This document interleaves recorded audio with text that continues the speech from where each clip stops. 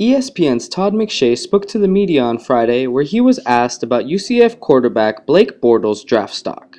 I think he's made a huge improvement this year, obviously, and he's got the size you look for, 6'4", 230.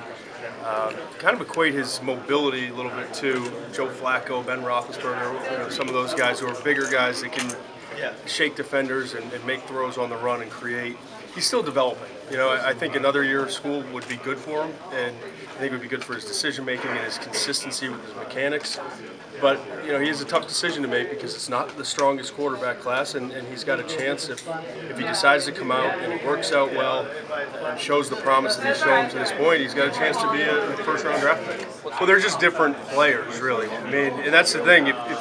If Manziel comes out and Teddy Bridgewater has already made his decision and Bortles decides to come out, you're looking at three guys who are very different quarterbacks. I think with Bridgewater, he's polished. He's played more games. He's very accurate and smart inside the pocket. He's tough and does all the little things right that you want, but he's not that big. And that's a big concern with durability. With Manziel, he's another guy who's got probably an even bigger durability concern just because of his style and his lack of size. But he has a rare skill set in terms of his ability to create and just improvise when the original play breaks down. So they're three very different quarterbacks, and if all three are in the class, it'll be interesting to see how it shakes out. Now, Jameis is just a freshman, so I think Jameis, if he continues to improve and play the way he's played and progress the way he's progressed, he's got a chance to be a very high draft pick.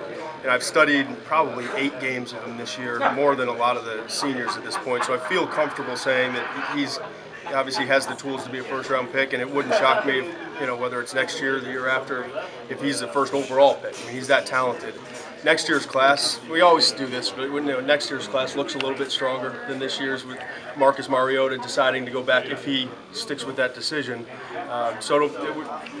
I think he probably, in terms of quarterback rankings, go higher this year, but it's not really about the money you're going to make right now in the draft. To me, make sure you're ready to play in the league when you get there, because we've seen with guys like Mark Sanchez, Vince Young, the list goes on and on. If you're not ready to play, it's great you made a little bit of extra money in the draft, but you'd rather be ready so that you can make the real money in that second, third contracts. For more news from the college football world, visit theskyboat.com.